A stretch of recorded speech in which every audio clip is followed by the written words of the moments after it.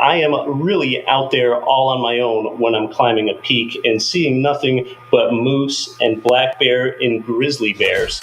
I've set up a lifestyle much like you, Matt, that I call geographically agnostic. I could really live anywhere with this digital business that I own, much like you, and time-asynchronous, meaning most of my activities can be done whenever I want to, whenever I have the energy. So it's control of time, it's control of place, and it's control of expression. I can talk about what's interesting to me.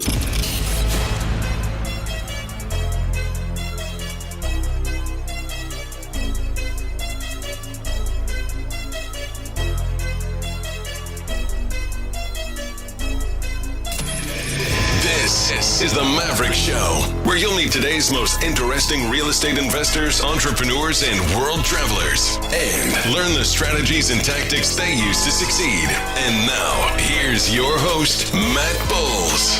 Hey everybody, it's Matt Bowles here, and our guest today is Keith Weinhold. He is the host of the very popular Get Rich Education podcast. He is also an international best-selling author. He writes for the Rich Dad Advisors. He writes for Forbes, and he is a member of the Forbes Real Estate Council. Keith has been an active income property investor since 2002. He owns apartments in Alaska. He owns single-family income property in the continental U.S., which the Alaskans call the lower 48.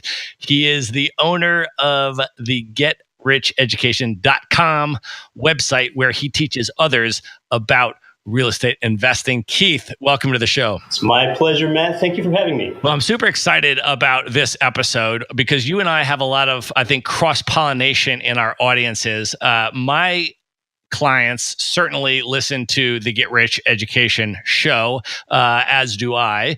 And a number of your clients certainly buy rental properties through Maverick Investor Group. So as I was reaching out to my audience and asking them, who do you want as a guest on the Maverick show? A bunch of people came back and said, we want to hear Keith Weinhold. Get him as a guest on the show. So we are super excited to have you here, Keith. I think you and I have known each other now, probably, I want to say at least 4 years, maybe even longer than that. So I'm super excited for this interview, man. Yeah, it's been about 4 years. So yeah, it's about time. All right. Well, let's get into this. I want to first start by painting the picture of where you and I are, respectively, for this interview. I am in Vietnam. I am living in the city of Da Nang, which is in central Vietnam. This entire month, I've been right on the beach, and it's a sunny, probably about 78 degrees every day, and just a really, really, really cool place to be. So I, as you know, travel the world a good bit and try to pick out choice locations and spend a lot of time in different areas around the world that I think are really cool. And one of the things that I appreciate about you, Keith, is that I know you also, like me, have prioritized your location independence. You have built your business in such a way that you could run it from anywhere in the U.S. or anywhere in the world. And I want you to talk a little bit about where you are today and what you've chosen to do with your location independence based on your passions. Yeah, Matt. Well, when a lot of people think about the location where they're going to reside and build their lifestyle, most people think about, now, where is my workaday job going to be? Where is my life going to be where I spend most of my waking hours trading my time for dollars, and I'll just go where I get the best job? Well, there's a much better way to do that. Don't live to get paid to live. And I think you and I are both doing that right now, Matt. You can design your life the way that you want to design it. Most people just don't pull back and ask themselves a bigger question: what kind of life am I designing for myself? So you're in Da Nang, Vietnam. That's pretty exotic to most Americans. And right now, I'm actually in a place that most Americans consider exotic, yet I'm in the United States today myself, and that is in my hometown of beautiful and pristine Anchorage, Alaska. I vacationed here a few times shortly after college. And, I found out that Anchorage, it really fits my lifestyle. It fits my interests for skiing and mountaineering. So that's why my wife and I spend 9 to 10 months a year based right here at our home in Anchorage and spend the other months traveling. And why did I pick Anchorage, Alaska, of all places? Well, a lot of people have never been here. It's a city of 300,000 people. A lot of people don't realize that. So there are plenty of amenities and choices in a city of that size. But yet, I'm really into cross country skiing. I live a 4-minute drive from Kincaid Park, where we have world class cross country ski trails. And I live about a 25-minute drive from Chugach State Park, where I am really out there all on my own when I'm climbing a peak and seeing nothing but moose and black bear and grizzly bear. So you get a better change in seasons here than what most people think. The winters are long, dark, and cold, but I've just set up my life such that my wife and I can be traveling often to Latin America or Hawaii or sometimes the Philippines. My wife's Filipina. We can do that the other months. So, I set up a lifestyle much like you, Matt, that I call geographically agnostic. I could really live anywhere with this digital business that I own, much like you, and time asynchronous, meaning most of my activities can be done whenever I want to or whenever I have the energy. So it's control of time, it's control of place, and it's control of expression. I can talk about what's interesting to me. Well, I love that, Keith. And one of the things that you said that I think is really important is that for location-independent lifestyle designers, it's really a subjective choice, right? So your choice and your wife's choice is to live in your dream city, which for you two is Anchorage, for 10 months out of the year, and then travel for leisure, 2 months out of the year, two places that are excited for you. And that's your sort of ratio that you've optimized, the 10 months in one place and 2 months traveling to other places. And that could change over time, of course. But the fact that you guys had the opportunity to choose that is what's important for me, as a lot of my listeners and clients and friends know.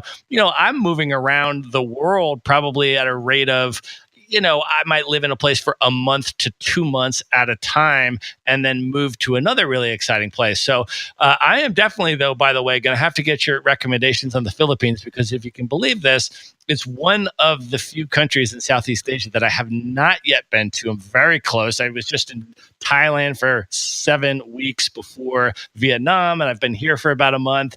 I've lived a few months in Malaysia. I've been to Cambodia for at least a month, but I've never yet been to the Philippines. So when I schedule that trip, I will be consulting you, sir. Yes, you should do that. Definitely check out the Banaue rice terraces in the Philippines. I would call the Philippines one of the most difficult countries to extensively see in the entire world. And the reason for that is because it's an archipelago of about 8,000 islands. That's why it's so difficult to see it extensively.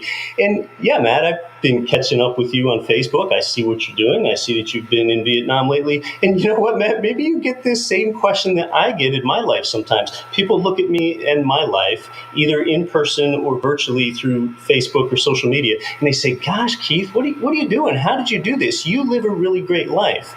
Well, why should anyone express surprise that I'm living a great life? Why don't they live a great life themselves? Whose choice is it to live a great life? It's theirs. So it's kind of, another person's problem, if you will, that they're not living a life that they designed for themselves. But the good news is that person is also the solution to that problem. They can make the choices that get them to live the life that they want to live with their family. They are the designer. They are the architect of their own lives. But, a lot of people just get into thinking small, and that's what most people do. Yeah. And, I used it for me. It was really the lifestyle design that was the kind of prime motivator, driver, inspiration for me to achieve what I achieved in business and to work that hard and to endure all of the failures and challenges and downsides that occurred, because I painted a vision for myself, right? Which is really what people need to do. If you're not living your ideal lifestyle right now and you have different types of obstacles that you perceive that are preventing you from getting there, whatever it may be, think about the end vision, like conceptualize what your dream lifestyle actually would look like, because that's the first step. You have to know what you want to achieve, and then how are you going to get from where you are now to the dream lifestyle is the path and the course that you need to chart. But it starts with what that vision is. And if you can create a vision that is exciting enough and inspiring enough for you, then that is really going to help to motivate you to drive and design and figure out and solve problems and create ways to overcome obstacles and challenges that are in your way and in your path to getting there. So, Keith, now you mentioned that you travel all over the place. You go to different continents, and you mentioned to me that you actually own, and I want to ask you about this, a coffee farm in Panama. Is that right?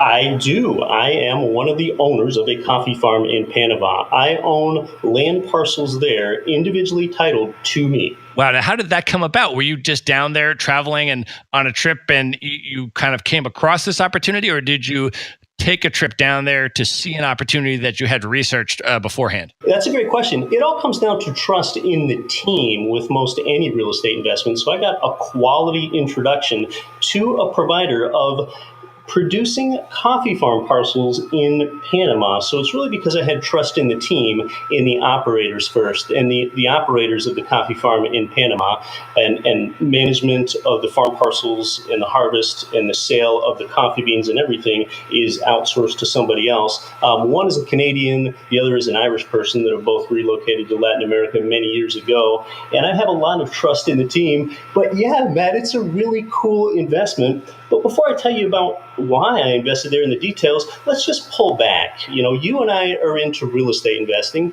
For most people, real estate investing means residential real estate investing in the United States, because ultimately we serve a basic human need, that is to house people. Well, investing in agricultural real estate in Panama, that serves a basic human need. People need to eat, and that's not going to change anytime soon. It's like I often say, do the right thing before you do things right. The right thing is investing in something that's going to have sustainable, durable human demand. Residential housing and agriculture investments. Now, is coffee really a food? I don't know, but humans want it. I mean, Matt, even when you're using an airport back in 2009, in the height of the Great Recession, when you get off a plane, the longest lines were at Starbucks. So there's a lot of sustainable demand there for coffee. Some refer to it as a legalized drug. And the way that the investment works is parcels are split and subdivided into half-acre parcels. Each parcel that you buy, it costs less than $20,000, so it's very approachable for an everyday investor. And you're not going to get a loan for foreign real estate, so you will have to pay all cash, so there's no leverage there. That's sort of a downside. I bought my parcels 4 years ago for $13,300 each, and now parcels are going for $18,000 to $19,000 each. So we've actually had appreciation in the land. But you and I are cash flow investors, Matt, and we like investing in a hard asset. So this is a hard asset. And my cash flow, rather than coming monthly like it would from residential tenants, I have a cash flow stream annually from the harvest of the coffee beans. So it's an annual cash flow stream, and it is completely uncorrelated with the United States stock market and the United States residential real estate market, because the trees are your tenants. So you're always going to have 100% occupancy pretty much. And, the trees are quiet. They don't have a leaky faucet that needs to be fixed. The trees are your tenants. They just show up every day and they know what to do. Keith, I'll tell you this. I drink about 4 espressos a day, my friend. So that sounds like a pretty solid. You don't have to convince me about the necessity of that particular crop or that particular asset. So, but let's talk about what your primary bread and butter is. I know that the majority of real estate that you own is certainly residential investment property, is certainly in the United States. You've certainly made that choice for a particular reason, even if you do have some of these more exotic diversification pieces in your portfolio. So let's just could you talk? I know this goes back to 2002. Maybe you could talk a little bit about your real estate investing journey and how that all started. Oh, I'd love to. And just to pick up on a piece, because I'm sure some of your listeners are wondering, if you go to getricheducation.com/coffee, that's how you can learn about that Panama coffee farm investment, which I've been an investor in myself, and I've been enjoying the cash flow. But yeah, Matt, the way it really all started for me, and I could never see myself doing something as exotic as living in Alaska and investing in a hard asset in Panama, is I grew up in upstate Pennsylvania, Appalachia, to 2 great parents that are still happy and together today. I grew up lower middle class. My mom was clipping 10-cent coupons for Cheerios. But on the other side, we did travel. My parents really prioritized travel. Get out and see the very world that you live in. So that planted sort of an abundance mentality seed in me in a certain way. I was a quiet and shy kid. My high school classmates voted me as the most quiet and shy kid in our entire high school graduating class. I graduated 17th out of 75. That was my class rank. So what is that? Not even top 20%. And shortly thereafter, I started vacationing in Alaska, and that's where it got instilled within me that that's where I want to live. So shortly after moving to Anchorage, Alaska, more than 15 years ago, Matt, I kind of fell in with what I would call an aspirational crowd. I think you've all heard the Jim Rohn quote, "You are the average of the 5 people that you spend the most time with." Take your 5 closest friends, average their educational attainment level, average the way they dress, average their ethical standards. It's probably going to be about how you are. So this aspirational crowd, now 2 of what I would call my closest 5 friends, Matt, they had purchased a 4-plex building in Anchorage, Alaska, where they lived in 1 unit and rented out the other 3. And my one friend kind of had his act together, and the other was a bit of a screw off, and they were pulling it off. So here I am in Anchorage, moving here specifically for skiing and mountaineering. I was working a day job as a construction materials inspector, but I had accumulated enough liquidity such that when it was time for me to sort of come of age and buy my first home, rather than buying a single family home, I thought big like my aspirational friends did. I bought a 4-plex building for $295,000 in 2002 in Midtown Anchorage, Alaska. And I didn't have a lot of money. I didn't come from much. So I had enough for a 3.5% down payment. It came to about $13,000 with closing costs. So I bought a 4-plex building with this FHA loan and a 3.5% down payment. And this is actually very actionable for the Maverick Show audience, Matt, because this loan program still exists today. All you need to do is live in one of the 4 units for a minimum of 12 months, owner occupied. And at last check, you only needed a minimum credit score of 580. And I think most people have that. And you know what? Here's the key thing, Matt. I knew, and I had heard at that point back in 2002, that real estate investing had made more ordinary people wealthy than anything else. But I just didn't quite know how, even though I had read Rich Dad Poor Dad just a year earlier. When I bought, I didn't even know what the terms equity and cash flow meant. I didn't even know what they meant. I just knew my 2 friends were basically living for free.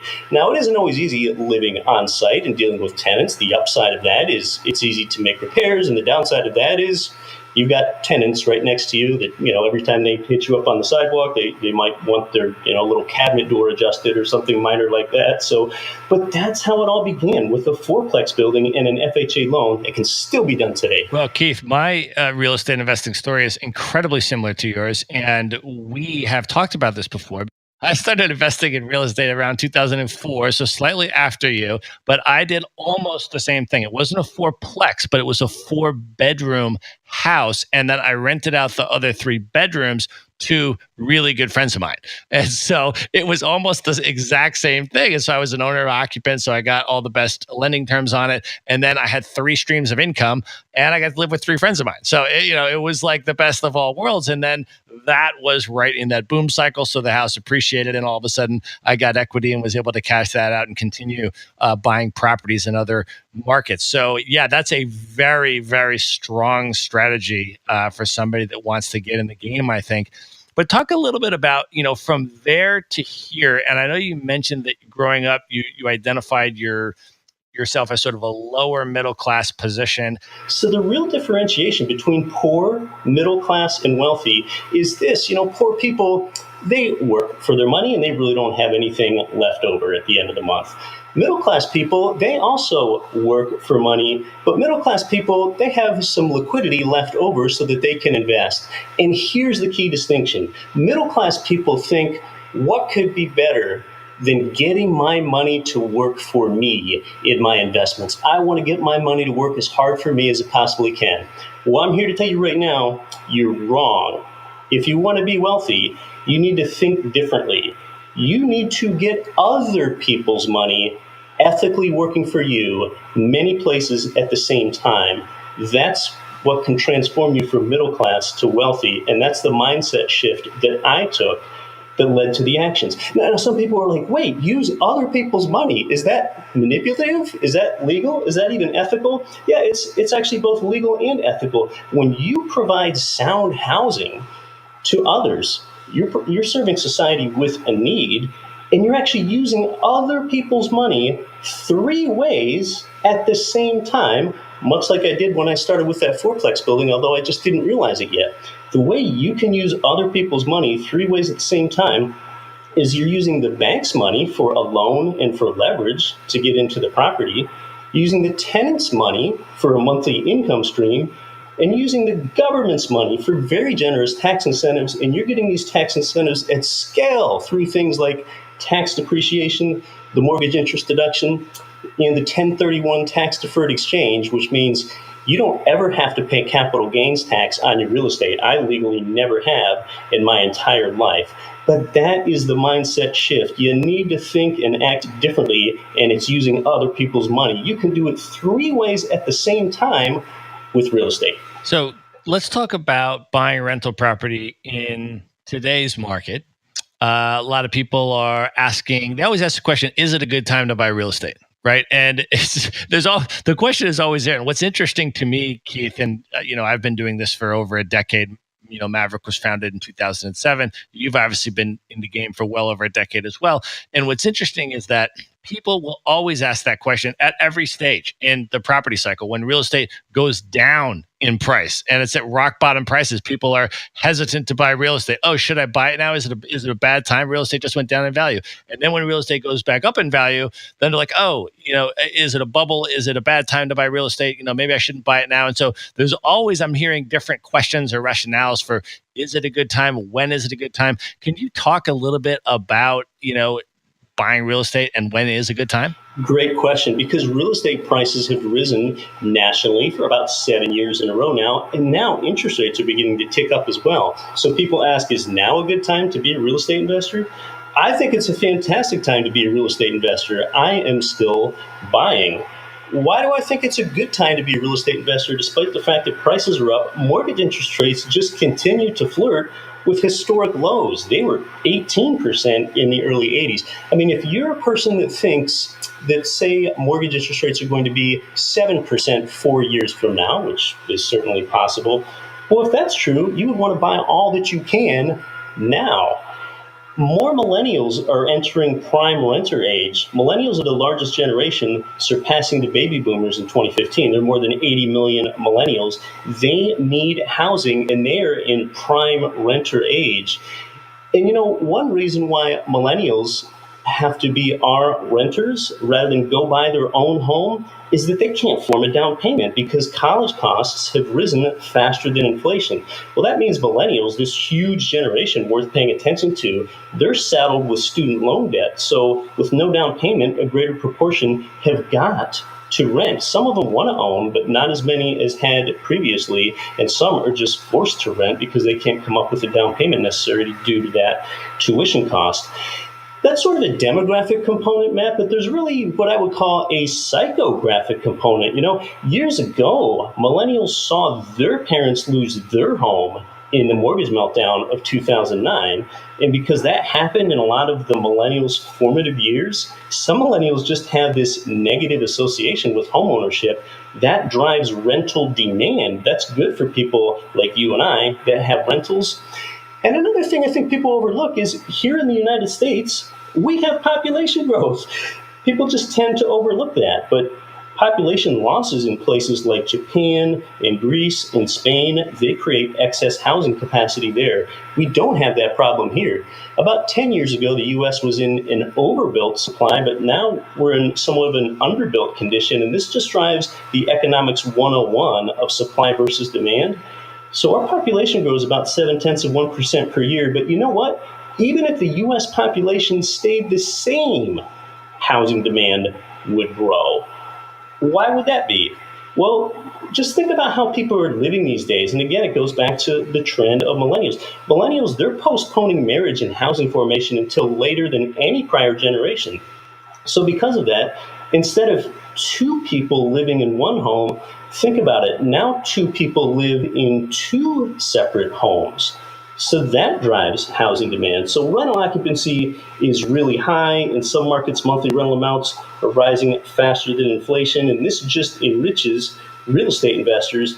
In fact, we now have the lowest homeownership rate in the U.S. since 1965, and economists and demographers just expect that to continue. Fewer people are buying homes, and that equates to more people in the renter pool, and that is really good news for us.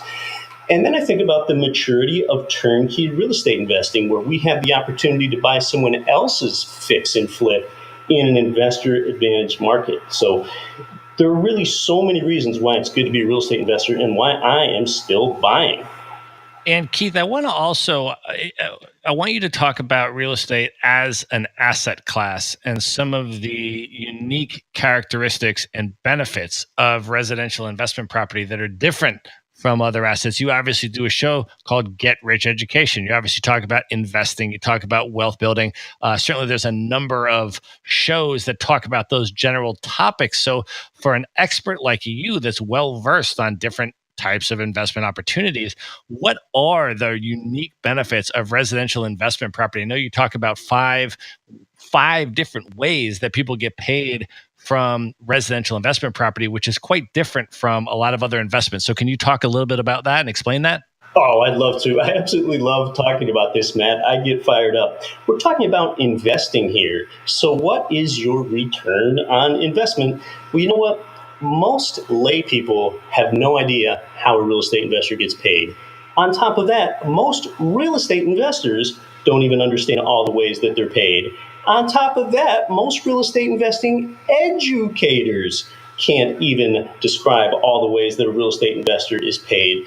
So with stocks, someone is typically paid one way if they're lucky enough to have a capital gain. Maybe they're paid a second way if they have a dividend-paying stock, but the average dividend in the S&P 500 is only 2%. So stock investors are just used to getting paid one way if they're fortunate enough to have a gain. Real estate investors are paid 5 ways at the same time. So let's just look at each one of these with a simple example, and we're going to add up your rates of return to see how much you're paid at the end of year one. So you're going to hear something you've never heard before, and this is exactly why real estate has made more ordinary people wealthy than anything else. So let's just use a really simple example. Say you've carefully purchased a $100,000 rental single-family home where the rent income exceeds the expenses. And yes, you actually can find these in the United States, Midwest, and South. These are many of the same markets that Matt and I are often talking about. Now, if you make a 20% down payment on that $100K rental property, that leaves you with an $80,000 loan, and the property is already tenanted because you bought turnkey, renovated, and tenanted, and under management. Okay, well, let's look at the first way you're paid. The first way you're paid is with appreciation. Not just appreciation, but leveraged appreciation. Let's say in year one, your property appreciates from $100,000 up to $106,000. There aren't any guarantees in any of this, but that is just commensurate with real estate's historic appreciation rate of 6%. Okay, so 100K up to 106, not very thrilling, right? Wrong. Because your $6,000 gain, that's based on your down payment of just $20,000. You only have $20K of skin in the game. Well, a $6K return divided by your $20K down payment, that magic of leverage means that your return is 30%. And this is one of only 5 ways you're paid. Now, some people haven't heard that before. Sometimes the leverage light bulb needs to turn on. How did you get a 30% rate of return? We just said your piece of real estate just appreciated 6%. That's because you got a 6% return on both your 20K down payment and you got a 6% return on the 80K that you borrowed from the bank. That return is all yours, not the bank's. And the monthly payments on the 80K are reliably outsourced to tenants as long as you bought a cash flowing property where the income exceeds the purchase price. So that's the magic of leverage. The second way a real estate investor is paid is with cash flow. Okay, so let's just take your rent income minus all of the monthly expenses. Each month you have a rent income and you have to deduct out from that the mortgage, a vacancy rate, insurance, maintenance, taxes, management, maybe a utility payment. But say that leaves you with $150 of residual income. Well, that's $1,800 annually divided by your 20K down payment. That is another 9% return on top of the 30. And by the way, this 9%, that is the portion known as the cash on cash return. The third way you're paid is through principal pay down. Now, you might think that you have this advantage in your own home, but you don't, because you're in your own home. You're grinding, you're working to make your principal pay down. In an investment property, your tenant makes the principal pay down for you. So in this example, with an $80,000 loan at a 5% interest rate on a 30-year fixed mortgage, that's another $1,176 annually that the tenant pays down for you, divided by your 20K of skin in the game. That is another return for you of 5%.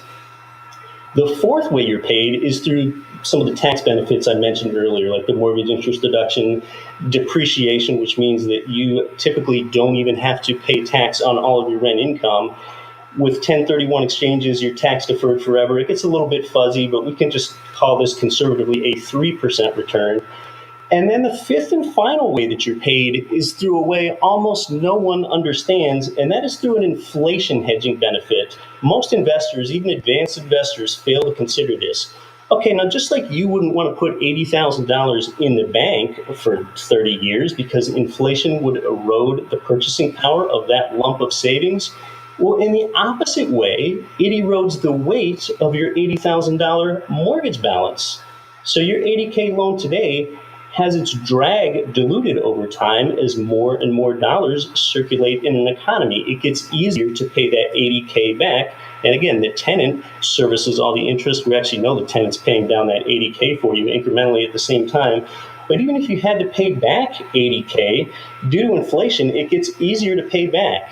If we have a real inflation rate of 5%, the government underreports the inflation rate for a lot of reasons. That's a whole separate conversation. But at 5% inflation and an 80% loan, you have another benefit, another return of 4%. So if you add up all these 5 ways that you're paid, your year one return from this income property is 30% from leverage appreciation, 9 on the cash on cash return, 5 on the loan pay down portion, 3% on the tax benefit, a 4% inflation hedging benefit. That adds up to a whopping 51%.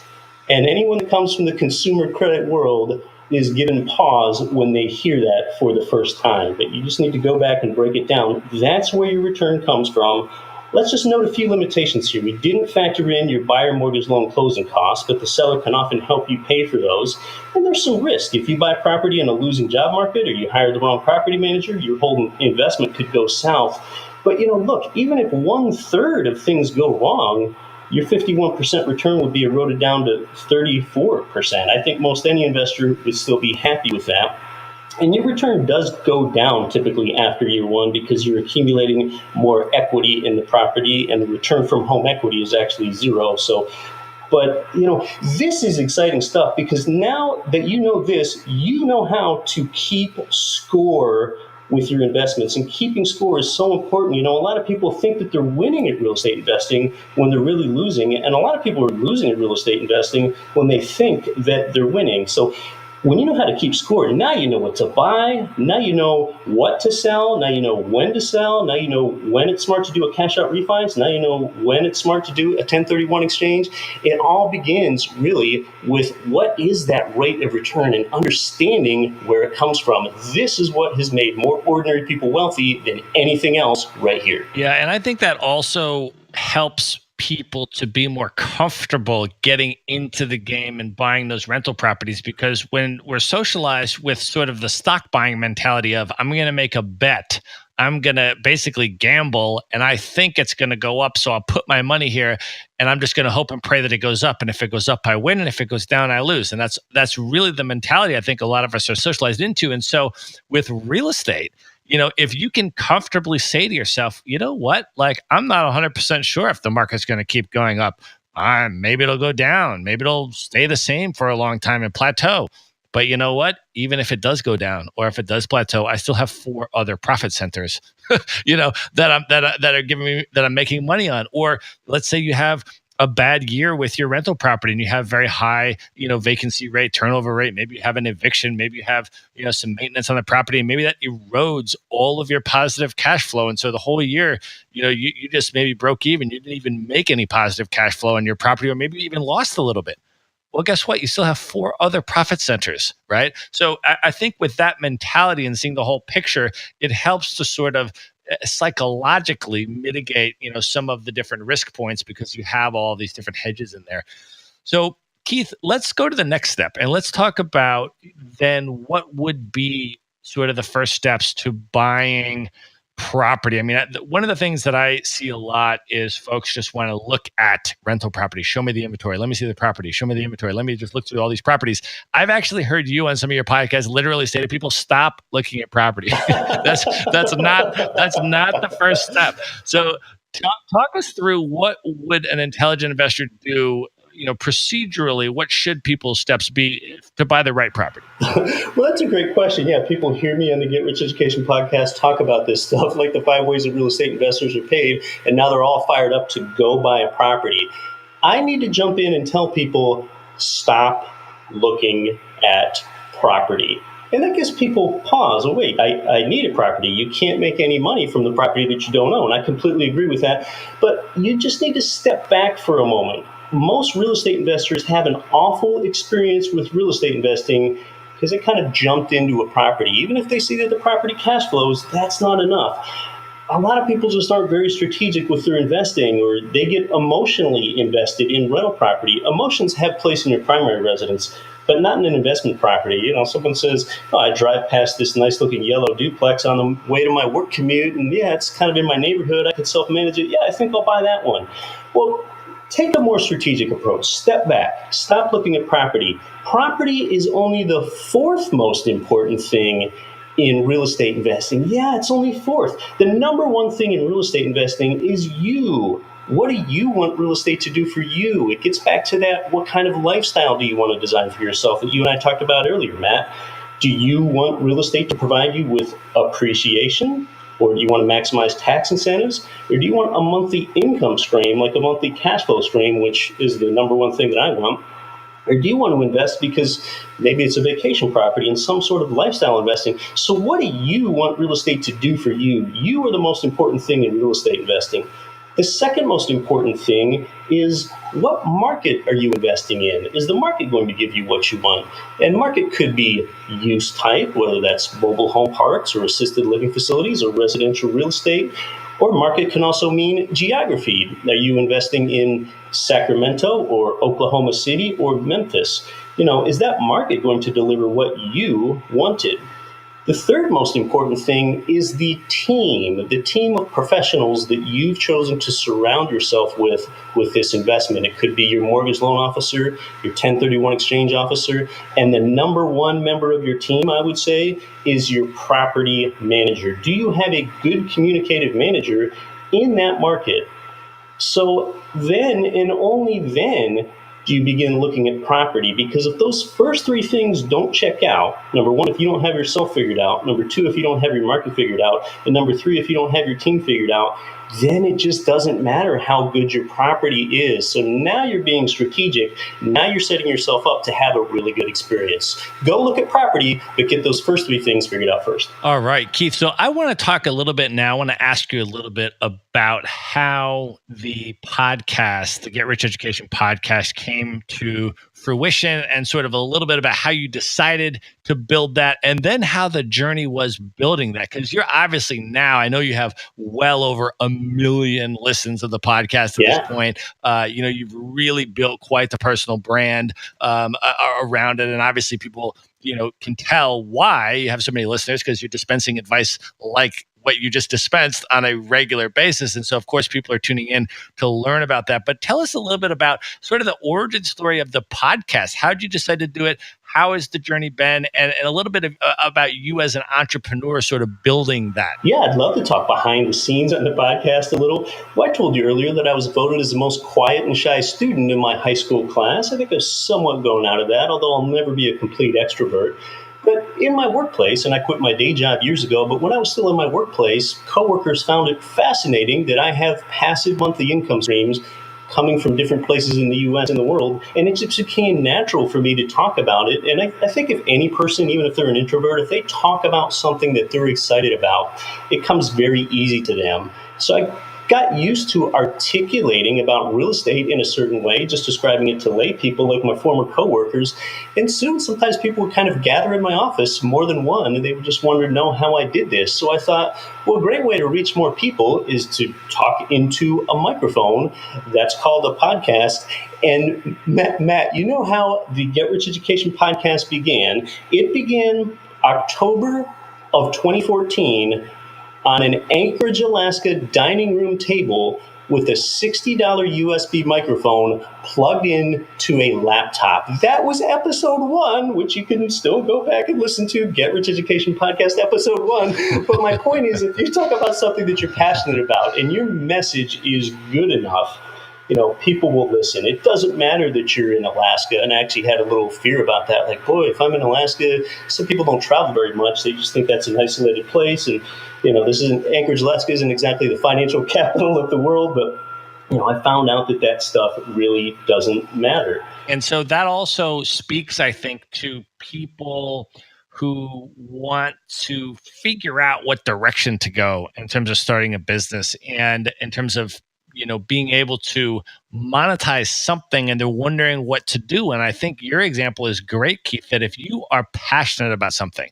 and you put a lot of your time into learning about something, doing something, you like teaching other people about it, there are absolutely ways to build a business around that, to develop an audience, to develop a following, and ultimately to monetize that. And so, I think your example is really good, and people should think about what, if they're in that stage, that early stage about, I want to go into an entrepreneurial direction, what should I do? I think really the self-auditing about your passions, what do you find yourself talking about? What do you find yourself spending your free time doing and reading about? What do you find yourself teaching other people about, and that you might know more than other people and you could add some value to them? So, those are a lot of really good questions to ask, I think, when you're at the beginning of the stage.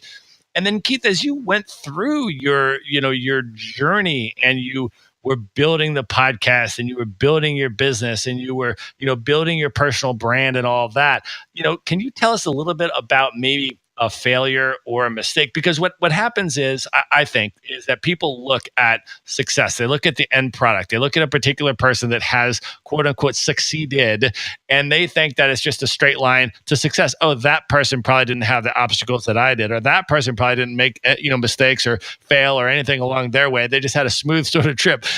And so I always like to ask that of successful business owners and entrepreneurs, if you can share maybe a mistake or a failure that you had along the way and how you overcame it or what you learned from it. Oh, I could definitely give you a failure in a minute, but first say, if you, the listener, are interested in monetizing your passion, in getting out there and making your passion your profession, whether you monetize it to a high degree or not, yes, it takes passion, yes, it takes authenticity, but just ask yourself, what's the one thing that people kind of come to me to ask me about that I seem to know more about than others do?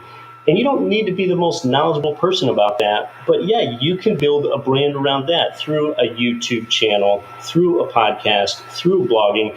But I would just ask you, before you get launched down that entrepreneurial road, another question people kind of forget to ask themselves is, you need to answer, what are you going to give up in your life before you take this on? Because it does take a significant amount of your time. So find out what you're going to give up first in your life, and you're going to be a lot less frustrated.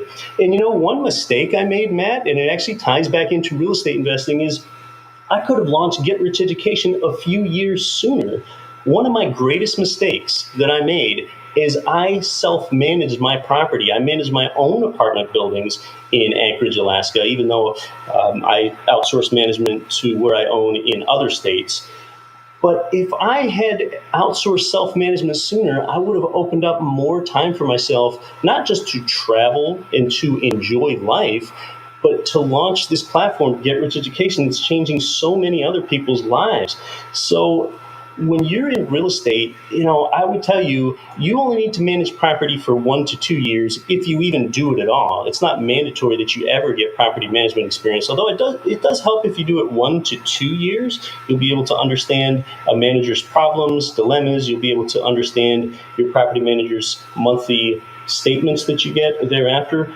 But ask yourself a better question. What's your return on time invested? I call that your ROTI. That's much more important than your cash on cash return, your cap rate, your internal rate of return. Outsource self-management, and that'll open up a time in your life where you can migrate to a better and higher use. Rather than owning Get Rich Education, I could still be managing my own properties, but I got to pull back and realize that's not my best and highest use over the long term. So the point is get used to outsourcing some things. Have some faith in yourself that you can migrate to a better and higher use. And at this point, Keith, I mean, people heard all of the introduction that I read about you and all the things that you do, and you write for Forbes and you write for Rich Dad Advisors and you're an author and you're a podcaster and you have all these things in addition to being an investor and being all these other things. And so that sounds like a lot of stuff, and you're consistently putting out a huge amount of high quality original new content. You're consistently doing all of this stuff. Can you talk a little bit about now, how do you structure your day? How do you manage your time and sort of maximize your productivity? Yeah, that's great stuff. Some people look at me and say, well, just 4 years ago, you still worked a day job. And yeah, you kind of had a lot of real estate and some big apartment buildings around Anchorage and single family homes in Texas and Tennessee. That's great. But how did you get from that in just 4 years to owning Get Rich Education, having one of the most successful investing shows, the Get Rich Education podcast, be on the Forbes Real Estate Council? How did you get in with the Rich Dad Advisors? How did you do that? I think the number one thing I would say is don't live below your means, expand your means, and continue to just put yourself out there. And sometimes put yourself out there in a better quality way than you think you even need to. For example, some of the first videos I ever had shot, Matt, some whiteboard videos that we uploaded to the Get Rich Education YouTube channel, I paid $750 to have a 3-minute video made, and I decided to do that 3 times with professional cutaways and professional lighting and music that was done here in the studio, even though I could have shot them at home with my iPhone. Well, you know what? A few years ago, some influential people with the Rich Dad Advisors saw those videos, and I had already had those Rich Dad Advisors on my podcast as guests a few times, so they were already getting quite familiar with me. And they got more familiar with me when they saw those videos. And, seeing something of professional quality, that is part of a brand there. That made people with Forbes and the Rich Dad Advisors invite me to join them. I didn't reach out to Forbes or the Rich Dad Advisors and ask to be associated with them. They reached out to me. So it comes down to put out better quality content, sometimes better quality than you think that it even needs to be. My podcast editor, I pay him between $80 and $100 every episode. I've heard other podcasters brag about how they only pay their assistant $15 per episode, and well, the show kind of sounds like they paid $15 per episode. So I'm always producing higher quality than I think I need to. People recognize that. People notice that. This is your brand. So don't live below your means. Expand your means. Well, I love the networking advice too. I think that's a huge thing in terms of getting exposure to people, interacting with people, either physically going to places where people are or having them on your podcast or being on their podcast or somehow connecting with them on social media virtually and otherwise getting into the ecosystem of people that you want to be associated with or people that are basically an echelon above you or that can add a high level of professional value to you and somehow getting on their radar and getting into their ecosystem. I think that's a huge. Piece of advice that's really significant. But Keith, how do you? I mean, if I can just, how do you produce the amount of content that you do? I mean, you just recently published a book. You are writing blogs for multiple sites. You are producing, the podcast episodes. How do you structure your day? I mean, do you batch your content creation? I think you're a morning person from what I know. I mean, do you like knock it all out in the first half of the day? And then, how do you sort of structure your time and your productivity so you can do all of this? Yeah. I get more done before noon than I do for the remainder of the day. That includes exercising. Sometimes I can be at some of my most productive times on the computer and doing digital things, but I know if I postpone exercising for another hour or two, I'm just not going to feel like doing it. So I prioritize exercise. As real estate investors, we're going to have income streams for a long time, so we probably want to be alive and healthy enough to enjoy them. So those two things definitely go together. I would also say that when I just completed a podcast episode and I'm really hot and really fresh and really passionate about a topic that I just talked about, just to give you behind the scenes, is what I often do is I will go write a blog article immediately after that because the thoughts are flowing and the thoughts are fresh. There is a process where you can have your podcast transcribed, where someone can convert spoken word to written word, but we kind of speak and write in different ways. So that's why I don't use transcription. I just go write original organic content. But the way I batch it is because all those thoughts are just fresh in my head.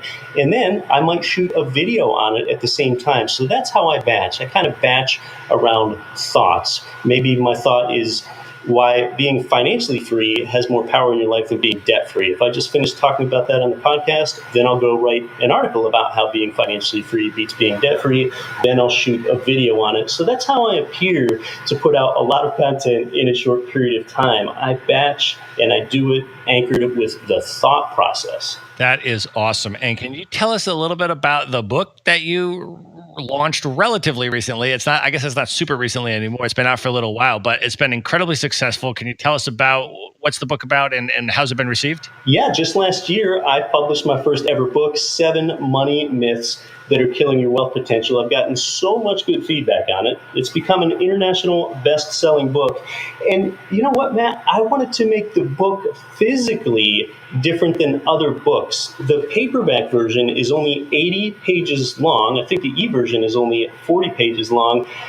Here's the thing. There's a bigger problem out there. Most people don't read. And why do most people not read? Because they didn't finish the last book that they read. And why didn't they finish the last book that they read? Because it was 345 pages and it got repetitive and it gave more examples than you need. That's why my book is lean, small. I actually wanted to make it small enough so that it would fit in your back pocket. It doesn't quite do it, but the book, 7 Money Myths That Are Killing Your Wealth Potential, debunks a lot of these myths. I've already debunked a few of them. For example, you think you want to be debt-free, but actually, especially in real estate investing, every time you try to be debt-free, you're actually taking a step away from being financially free. Another myth is that compound interest creates wealth. It really doesn't at any reasonable rate of return that you're going to get. That's a myth. And what debunks that myth is leverage, how leverage works in your life to give you great rates of return, like we talked about. So the book, 7 Money Myths That Are Killing Your Wealth Potential, I'm actually giving that away free in the ebook version. Not just a free chapter or something, but the complete ebook is free, and you can get the complete ebook free because people need this information at getricheducation.com/book, and I think you're going to find it paradigm shifting. getricheducation.com/book. And we are going to definitely link to that in the show notes. So everything that Keith and I talk about in this episode is going to be in the show notes with direct links. So you don't have to remember every single URL. Just go to the show notes and we're going to link you right over to all the stuff that we've talked about. So with that, Keith, are you ready for some lightning round questions to close this out? Okay, yeah, let's do it. The lightning round. All right. What is the best way for someone to invest a net worth of $50,000? Let's say they have it all in cash, liquid, and they can invest it any which way. Okay, lightning round, we're answering quick. That would be 2 turnkey single-family rental properties. Okay. What if somebody has $1 million net worth? Same thing, all cash. They can invest it any which way. $1 million. I'm going to say don't sleep on assisted living homes. Demographics are in your favor. I've even had a guest on my show that demonstrated how you can get $5,000 to $15,000 of monthly cash flow, not income, but $5,000 to $15,000 of monthly cash flow from one single-family home converted into an assisted living home. Okay, what is the top book, other than your own, that you would recommend to other people to read? Well, Rich Dad, Poor Dad's a great one, but I think everyone's heard of that. It had a big influence in my life. So I'll also say The Power of Thought by Glenn Bland, because it all starts in the mind. All right. And what would be the top app or productivity tool that you're currently using that you would recommend? It is bombbomb.com, and there's also an app for that. And I know you're familiar with this, Matt, because I've sent you BombBomb messages before. It's a video email service that is so slick. So when the recipient gets my email and it's a video, it just brings a real humanness and more of a genuineness to the entire conversation. And when that prospective client that wants to advertise on my show, or that prospective guest that wants to come on my show, and they got an invitation from someone else that wrote them a text email versus an invitation from me with a personalized video email, people are blown away. It's one of the smartest investments I've ever made. BombBomb.com. And I just complimented you on it, I think, not more than 48 hours ago, Keith, when you sent me a video email, and I responded. I said, wow, Keith, I love that video email. That's amazing. So that always makes an impression. And actually, that's really another answer to how I built my business faster. BombBomb.com video email. That's amazing. We'll link to that in the show notes as well.